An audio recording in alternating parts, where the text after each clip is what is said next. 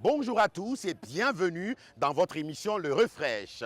À quelques jours de la célébration de la fête de la Tabaski, les fidèles musulmans prennent d'assaut les parcs à bétail pour l'achat de la bête à immoler le jour de la célébration de l'Aïd el-Kébir. Mais ces marchés sont-ils suffisamment approvisionnés? Comment s'organise-t-on pour en assurer l'approvisionnement? Les prix sont-ils accessibles aux populations?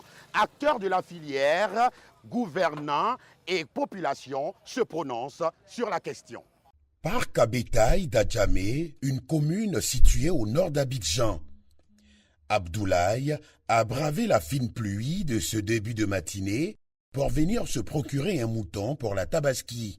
Mais les prix des bêtes semblent dépasser ses possibilités financières. Les moutons sont chers, hein? On est rentré dans un premier coin là-bas, là. Il parle de 280 000, 300 000, les petits moutons. Après la visite de plusieurs enclos et des heures de marchandage, Abdoulaye a fini par trouver chaussures à son pied. Je viens de trouver un mouton. Je me suis entendu avec l'acheteur, le vendeur du moins. Je l'ai eu à 180 000. Les vendeurs, ils n'ont qu'à essayer de voir. Voilà, s'ils ont un peu d'intérêt, 10 000, 5 000, ils n'ont qu'à vendre. C'est pas dans tout, on gagne beaucoup de bénéfices, quoi. Les vendeurs, eux, tentent de justifier cette flambée des prix des bêtes. Quand les clients viennent, on dit le prix, ils trouvent que c'est trop, que c'est beaucoup cher. Donc ça dépend de la manière nous aussi, on s'en va récupérer pour venir. Où tu avais l'habitude de prendre à 150 000 et puis on te vend à 200 ou soit à 350 000, tu es obligé de venir augmenter encore. Donc ça fait que beaucoup de clients viennent, ils se retournent, ils vont encore, ils viennent, ils trouvent que cette année que c'est un peu... Voilà, nous, ce n'est pas de notre faute aussi. Voilà, si on peut trouver une solution à ça, et puis ça peut devenir un peu facile pour nous aussi sur le terrain, ça va nous faire plaisir aussi. On demande aux acheteurs de venir vite commander. Sinon, il n'y aura plus de moutons, parce qu'il n'y a pas trop de camions qui sont entrés dans le pays. Les moutons qui sont ici, ça ne suffit pas les gens.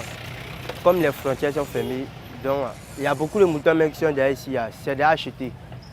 Donc, ce qu'on peut dire, on doit prier pour qu'il y ait plus de moutons. Le gouvernement, lui, veille au grain. Pour s'assurer de la disponibilité des bêtes à des prix abordables pour la population, le ministre du Commerce et de l'Industrie a visité quelques parcs à bétail d'Abidjan. Nous avons vu que le parc est alimenté.